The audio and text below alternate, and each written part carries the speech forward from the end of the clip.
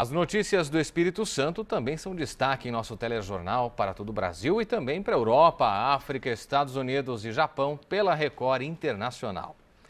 Por isso nós vamos agora à nossa redação em Vitória. Boa noite para você, Adriana Marques. Boa noite, Clébio. O Espírito Santo foi o primeiro estado do país a conhecer o seu futuro governador. Paulo Artung, do PMDB, derrotou Renato Casagrande, do PSB, com uma diferença de quase 270 mil votos e trocaram farpas depois do resultado final das eleições.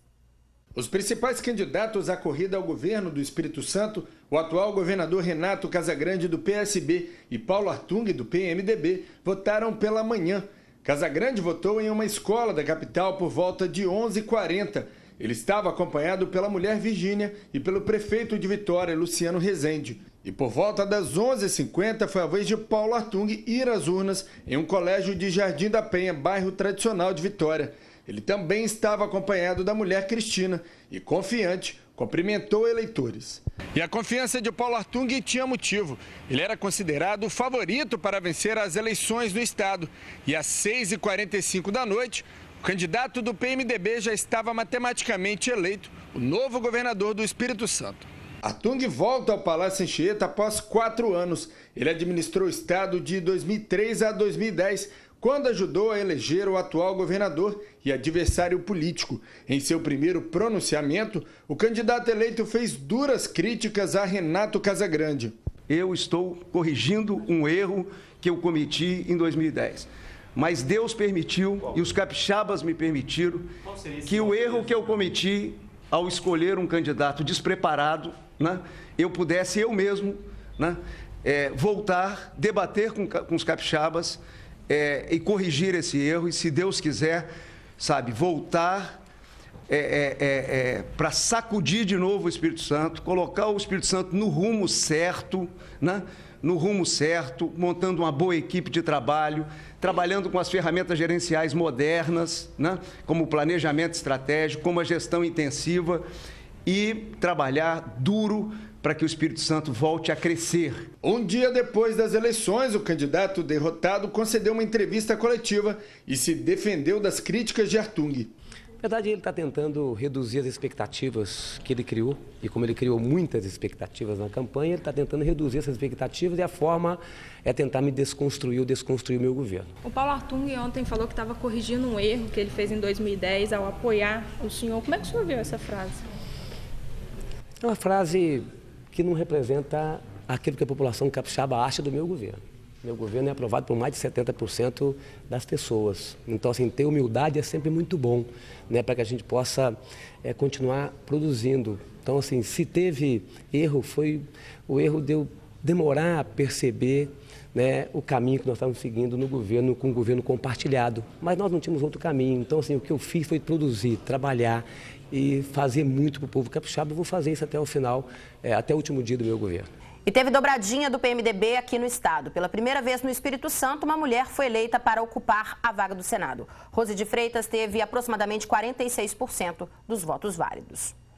O Tribunal Regional Eleitoral aqui no estado fez uma campanha pedindo aos candidatos para devolver todo o material que não fosse usado. O objetivo era acabar com um problema antigo, a sujeira nas ruas. Mas apesar do esforço, a região metropolitana acordou mais uma vez cheia de santinhos jogados pelas ruas e avenidas. Mais uma vez, a coligação do desrespeito e da sujeira deu show nas eleições, graças aos santinhos. Santos? Eles estão por toda parte. Em Vila Velha, apareceram logo cedo. Em Vitória, se multiplicaram no decorrer do dia. Na Serra, foram os vencedores, como neste local de votação em Laranjeiras. Antes mesmo das eleições, o Tribunal Regional Eleitoral do Espírito Santo lançou a campanha Cidade Limpa para evitar o excesso de material de campanha nas vias públicas do estado. 5 coligações capixabas, ou seja, 80% dos partidos políticos, aderiram à campanha e se comprometeram a não jogar esse tipo de material nas ruas. Mas não é o que parece. Lá tinha até um rolo inteiro de adesivos de campanha jogado na rua. Tem graça? É legal? É horrível, né?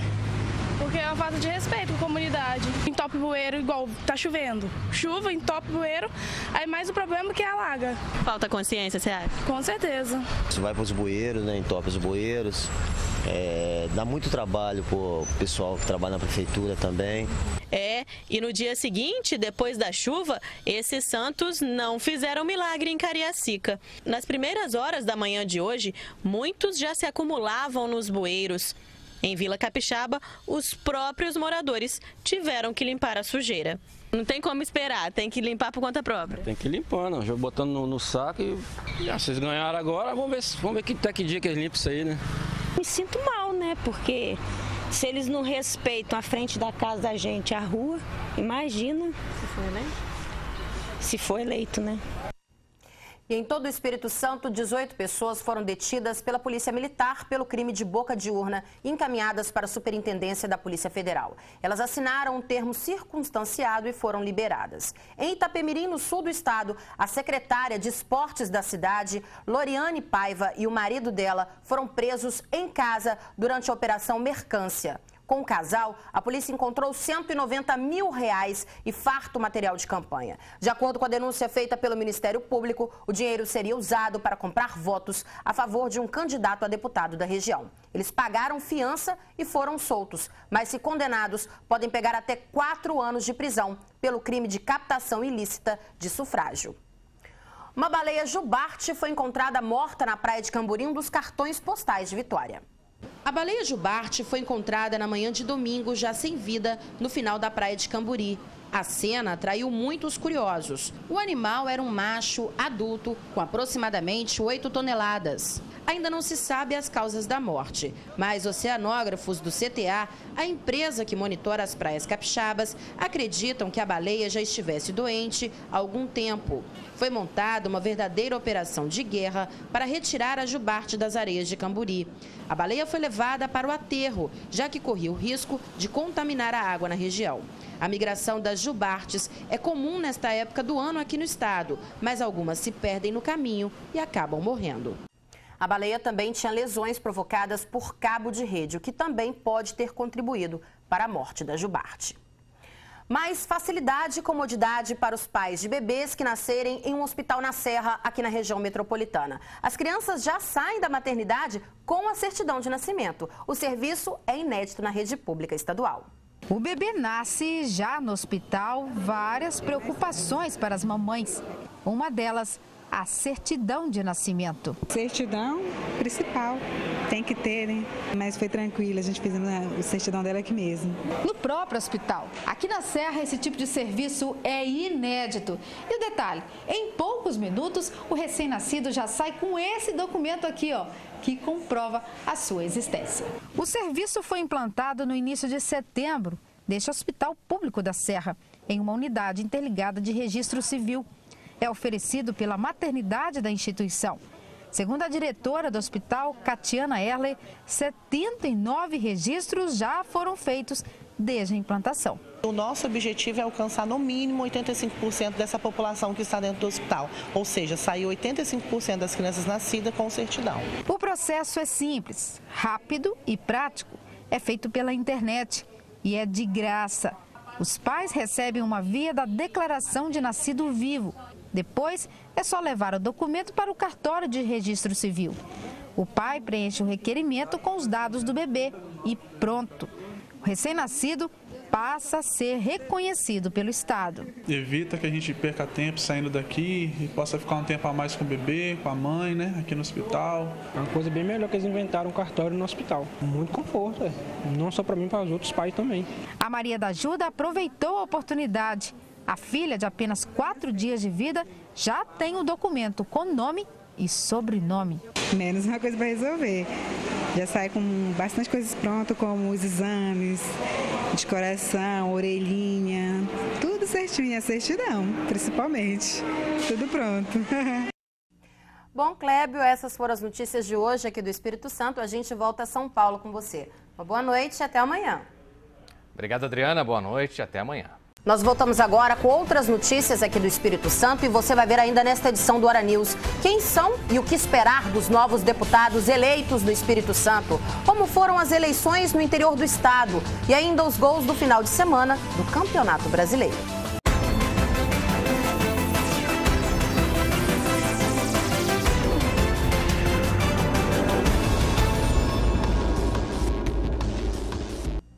E nós voltamos a falar sobre o resultado das urnas. O governador Renato Casagrande disse hoje à tarde que respeita o resultado da eleição e rebateu as duras críticas de Paulo Artung, que venceu a corrida ao Palácio Anchieta. Apesar da derrota já no primeiro turno, o governador trabalhou normalmente nesta segunda-feira e garantiu que assim vai continuar até o dia 31 de dezembro.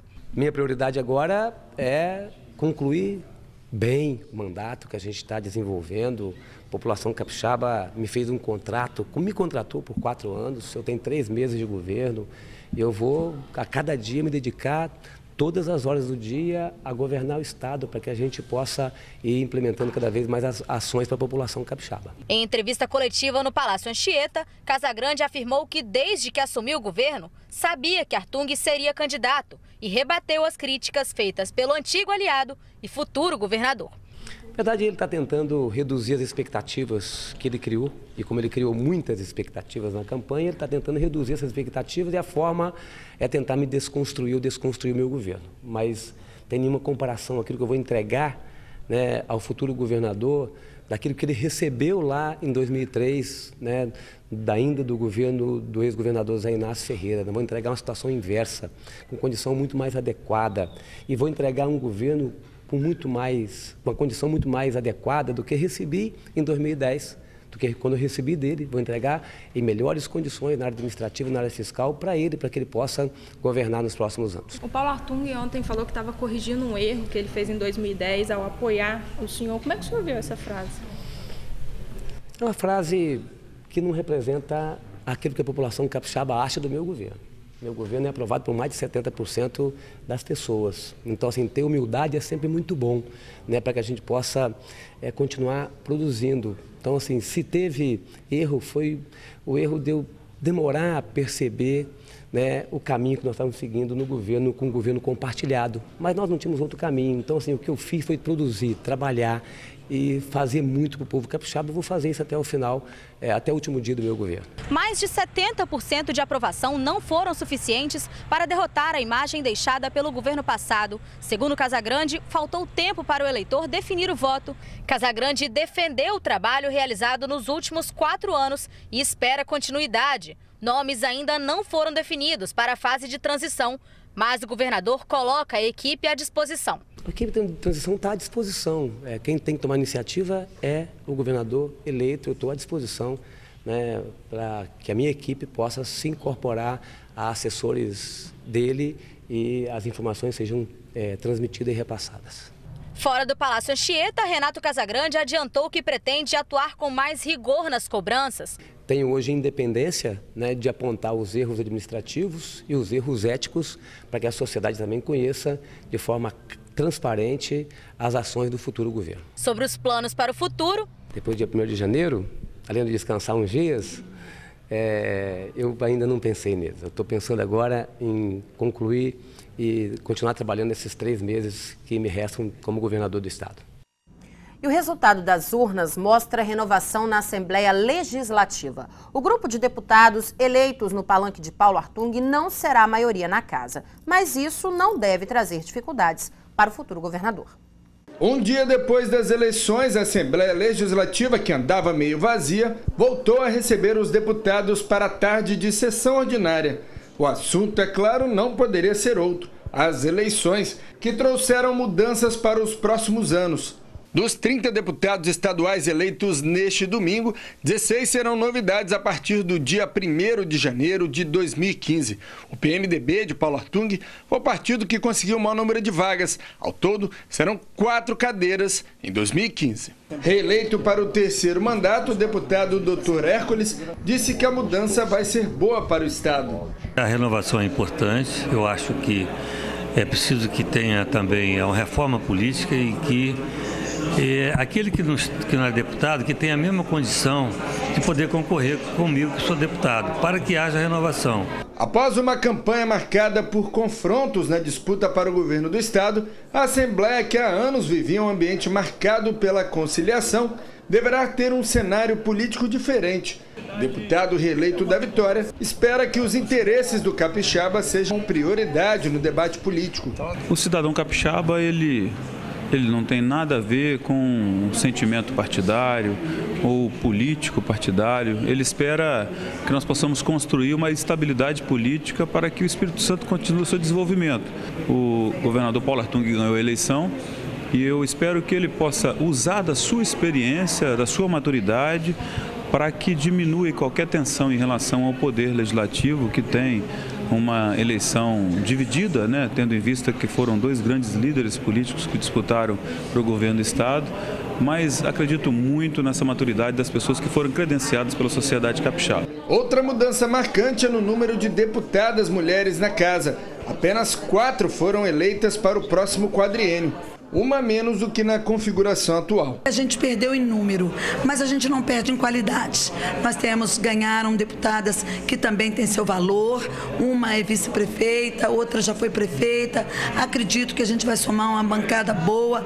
Para esse cientista político, as mudanças significam uma oxigenação no sistema político capixaba. E mesmo com uma oposição mais forte, ele não acredita que o novo governador terá dificuldade para conseguir maioria na Assembleia Legislativa. A Assembleia ficou rachada. Se a gente olha os partidos que apoiaram Paulo Artung e os que apoiaram Casagrande, nós temos um placar de 14 a 12, numa Assembleia que tem 30. Sobra aí a coligação que sustentou o PT, o candidato Roberto Carlos, que com os parlamentares do PT e do PDT formam os outros 4 eleitos dentre os 30 que assumem agora a partir de 1º de janeiro. Vai restar o que é Paulo Artung? A tarefa de buscar uma composição para construir uma maioria. Não é difícil, ele já está quase com essa maioria, ele tem 14, como eu disse. Ele pode buscar uma proximidade com o PT, que é um partido que, nos seus 8 anos de governo, pela primeira vez que assumiu o Executivo Capixaba, esteve próximo a ele. De maneira que só com o PT ele já passa a ter essa maioria e não acredito que haja muita dificuldade aí. Mas, de fato, você tem alguma forma de polaridade e aqueles que sustentaram o Casagrande agora podem assumir, sim, uma postura mais crítica. Muito diferente da primeira vez que Paulo Artung governou, quando ele tinha um domínio praticamente total da Assembleia Legislativa. Veja agora quem são os 30 deputados eleitos para a Assembleia. Deputados estaduais novos: Amaro Neto, PPS, Guerino Zanon, PMDB, Padre Honório, PT, Nunes, PT, Edson Magalhães, DEM, Doutor Rafael Favato, PEN, Hudson Leal, PRP, Bruno Lamas, PSB, Enivaldo dos Anjos, PSD, Cacau Lorenzoni, PP, Raquel Lessa, SD, Eric Musso, PP, Almir Vieira, PRP, Professor Marcos Bruno, PRTB, Eliane Dadalto, PTC e Professor Sérgio Majeski, PSDB. Reeleitos: Ferraço, do DEM, Doutor Hércules, PMDB, da Vitória, PDT, Marcelo Santos, PMDB, Gilcinho Lopes, PR, Luzia Toledo, PMDB, Euclério Sampaio, PDT, Janete de Sá, PMN, Rodrigo Coelho, PT, Sandro Locutor, PPS, Gildevan Fernandes, PV, Dari Pagung, PRP, Freitas, PSB e Marcos Mansur, PSDB. E o domingo foi movimentado na sede da Polícia Federal. Várias pessoas foram presas, acusadas de fazer boca de urna. Veja só. O dia foi movimentado na sede da Polícia Federal em Vila Velha. No pátio, um carro de som da candidata a deputada federal Irine Lopes, do PT, foi apreendido após ser flagrado fazendo propaganda pelas ruas. Segundo a PM, até o começo da tarde, 18 pessoas foram detidas, a maioria por fazer boca de urna. Entre eles, o conhecido agitador cultural Raimundo de Oliveira, apreendido em flagrante. Ele foi ouvido, liberado e disse que tudo não passou de um mal-entendido. Foi uma coisa folclórica e histórica. Eu pegava de um rapaz um papel, dá esse papel aqui que eu vou te ajudar. Eu andando. E tinha uma menina que tadinha, não chegou nem a pegar. Eu falei, minha filha, olha aqui, ó, toma pra você. Que é amiga de escola de samba. Ela não chegou nem a pegar. Tinha uma autoridade, o senhor não pode fazer isso aqui, o senhor está detido. Eu falei, senhor, Por quê? Eu falei, tudo bem, então, isso era umas 10 horas da manhã, eu falei, concordo com o senhor. Aí me trouxe para aqui, e aqui eu expliquei para eles, foi uma coisa assim, tava com essa roupa, não tinha camiseta, não tinha botão, não tinha nada, foi uma coisa assim, de estado, eu peguei de uma mão da pessoa e passei para outra, mas tinha uma autoridade próxima, aquele considerou como boca de urna. O caso mais grave aconteceu no sul do estado, na cidade de Itapemirim, onde a secretária municipal de esportes e o seu marido foram presos após uma denúncia anônima. Com eles, a polícia encontrou um farto material de campanha e cerca de R$200 mil que seriam usados para o pagamento de boca de urna.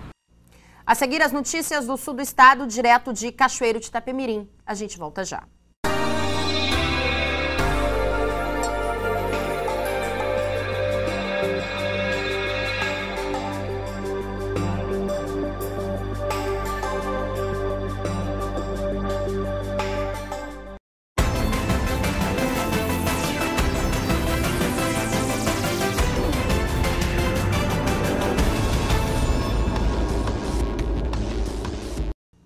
Vamos ao vivo agora a Cachoeiro de Itapemirim com o Ramon Barros, que tem as notícias lá do sul do estado. Boa noite para você, Ramon. Boa noite, Adriana Marques. Na maioria das cidades da região sul do Espírito Santo, o domingo de eleição foi considerado tranquilo e em 5 municípios a votação aconteceu pela primeira vez por meio da biometria.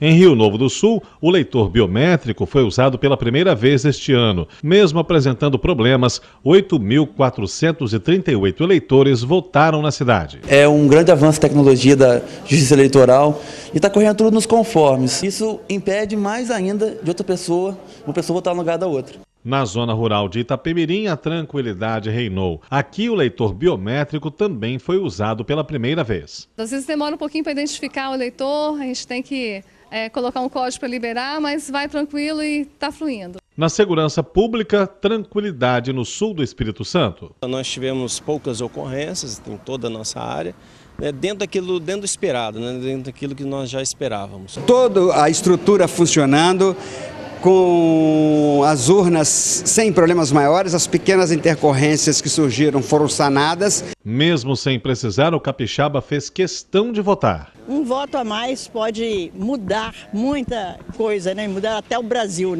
Em contraste com a democracia, lixo eleitoral espalhado pelos candidatos deixou as cidades mais feias. Tinha outros meios de fazer campanha, sem fazer essa sujeira toda. O eleitor, que fez questão de exercer o seu direito e votar nesse 5 de outubro, deixa registrado sua expectativa para os novos eleitos pelo povo. Eu espero uma coisa melhor, O que eu acho que deve olhar primeiro é a saúde. Saúde, educação e segurança.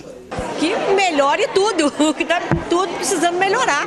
O que eu espero realmente dos nossos eleitos é que eles pensem muito no amor à pátria. Amor à pátria, porque amor a eles mesmo não é possível para nós mais. Olha, uma triste estatística. De janeiro a setembro deste ano, 11 operários do setor de rochas ornamentais perderam a vida em acidentes de trabalho aqui no sul do estado. Números que colocam em alerta o sindicato do setor e também o Ministério Público. Cachoeira é conhecida nacionalmente pelo seu parque industrial no setor de rochas que cresce a cada ano. São cerca de 10 mil postos de trabalho espalhados por todo o município. O número de acidentes no setor de mármore e granito aqui no sul do estado tem crescido consideravelmente do ano passado para cá. Até o momento foram contabilizados 248 acidentes. Desses 248, 11 com vítimas fatais. São dados alarmantes e medidas precisam ser tomadas. A primeira coisa acho que é conscientizar as empresas da necessidade de preservar a vida dos trabalhadores que trabalham na empresa. Eles investirem em equipamentos, mas em treinamentos e buscando eliminar os riscos de acidente. Os problemas estão desde a jornada, condição de trabalho e até mesmo o local de descanso dos funcionários na empresa. Tudo isso tem influência e relação com os acidentes que aconteceram até agora. Hoje nós temos garantido o uniforme, os EPIs são obrigatórios, mas muitas vezes as empresas não cumprem. A gente colocou na convenção uma cláusula exigindo que as empresas fizessem anualmente um laudo da parte elétrica, feito por um engenheiro ou um técnico elétrico, e encaminhar para os sindicatos, Cindy Rocha e Cindy Mármore. Infelizmente, a classe patronal não aceitou. Nós estamos pedindo a mediação ao Ministério Público para ver se a gente consegue transformar em aditivo a convenção, porque com certeza essa cláusula ela vai, na convenção, a gente vai poder exigir das empresas e vai evitar aí muitas mortes no setor e muitos acidentes, principalmente na parte elétrica. Só nesse ano já foram registrados 5 vítimas fatais na parte elétrica de empresas no setor aqui no sul do estado. Isso tem chamado a atenção do sindicato e do Ministério Público do Trabalho. O CREA nos apresentou algumas medidas que as empresas podem adotar e que, adotando, se reduz o risco de acidentes. Nós agora vamos chamar o Sindirochas, o sindicato patronal da categoria, para buscar, junto ao Sindirochas, a inclusão de medidas como essa na convenção coletiva do setor, né, para que assim você obriga todas as empresas. Caso isso não seja possível, nós vamos passar para a fiscalização efetivamente, né, porque não faz sentido. 5 mortes esse ano envolvendo eletricidade, mortes evitáveis. As condições da parte elétrica das empresas são precárias e influenciam nos acidentes desse segmento. As chamadas gambiarras, né, fios expostos, com conexões mal feitas, falta de aterramento, empresas que não têm um sistema de aterramento, uma coisa básica, né, ligam o neutro, o fio terra no neutro, junto ao negativo, procedimento que não se imagina isso possível numa empresa, numa indústria, que tem máquinas que usam muita energia. Então são medidas muitas vezes simples, mas que são negligenciadas. Adriana Marques, uma excelente semana para você. Estamos de volta amanhã ao vivo aqui de Cachoeiro. Boa noite. Obrigada, Ramon. Boa noite, até amanhã. A seguir, os gols do final de semana do Campeonato Brasileiro e a análise, claro, de Flávio Simões. A gente volta já.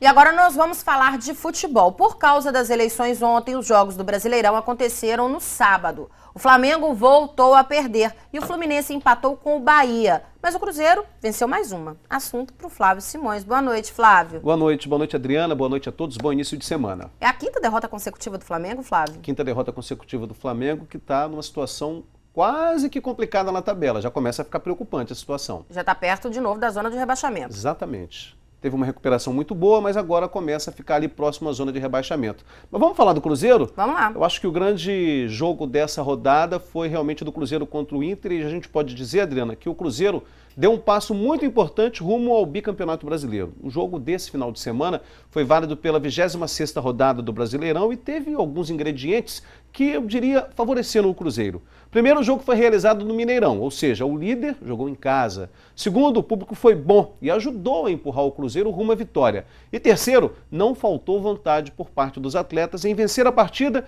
e aí sim disparar na liderança. Com a vitória de 2-1 sobre o Inter, o Cruzeiro foi a 56 pontos, 9 a mais que o Inter, que permanece com 47. A próxima rodada vai ser na quarta-feira e o Cruzeiro, mais uma vez, joga em casa. Agora vai enfrentar o Corinthians, que venceu o Sport por 3-0 neste final de semana. Já o Inter vai jogar fora de casa, vai enfrentar a Chapecoense lá em Santa Catarina. A Chapecoense que foi derrotada pelo Palmeiras por 4-2. Resumindo, pelo menos na teoria, o Cruzeiro tem mais vantagens que o Internacional nessa rodada. Os jogos da próxima rodada acontecem, como eu disse, na quarta-feira. Mas a gente não pode esquecer, Adriana, do São Paulo, que é o terceiro colocado com 46 pontos e que venceu o Grêmio por 1-0 no final de semana e que pega em casa o Atlético Paranaense, que vem despencando na tabela de classificação. Ou seja, é um time que também pode chegar. Vamos aos gols que marcaram a rodada, começando com a vitória do Cruzeiro por 2-1 e um golaço do Internacional. Vamos ver. Apesar da vitória do Cruzeiro por 2-1, Alex fez um golaço ao descontar para o Internacional. O Cruzeiro agora tem 9 pontos de vantagem em relação ao Internacional, segundo colocado na tabela. O Corinthians derrotou o Sport por 3-0. Luciano fechou o placar. Robinho garantiu a vitória do Santos contra o Flamengo. Fred marcou o gol do Fluminense. O Bahia empatou com Marco Aurélio, 1-1. Rogério Ceni fez o gol da vitória do São Paulo contra o Grêmio. E com esse golaço de Hélder, o Coritiba venceu o clássico contra o Atlético Paranaense. O Vitória passou pelo Botafogo por 2-1. Marcinho fez o último gol da partida. Criciúma surpreendeu e derrotou o Atlético Mineiro por 3-1. Souza, com 2 gols, foi o destaque do jogo. Com gol de Ramon, Goiás venceu o Figueirense. Torcedores dos 2 times brigaram e a polícia precisou agir. Lamentável, né? Mais uma vez. E pela Copa Espírito Santo, Flávio, teve jogo esse final de semana ou também não? Também não. Por conta das eleições, a rodada da Copa Espírito Santo, que seria neste final de semana, ela não aconteceu e aí só vamos ter jogos no outro final de semana, no sábado mais exatamente. Mas nesse final de semana, os times que já estão classificados não ficaram parados não. Pelo menos Rio Branco e Desportiva. O Rio Branco fez um amistoso, goleou a equipe de Jaciguá, do interior do Espírito Santo, e a Desportiva jogou contra o Sport, que vai representar o Espírito Santo no BTV Cup, competição que acontece no Vietnã no mês de novembro. A Desportiva jogou em casa e foi um jogo mais para que o técnico Vevé avaliasse o elenco que tem, já que tem muitas baixas. Tem jogador contundido, tem jogador que está com cartão. Então, final de semana foi de movimentação, mas não válido pela Copa Espírito Santo. Tá certo, Flávio. Mais uma vez, obrigado pela sua presença. Um abraço. Até quinta-feira aqui no Jornal, se Deus Obrigada, quiser. até quinta. Bom, e o Hora News Espírito Santo termina aqui. Você fica agora com o programa Sala News com Wesley Sattler. Uma ótima noite para você, um ótimo início de semana. Record News, a líder em notícias.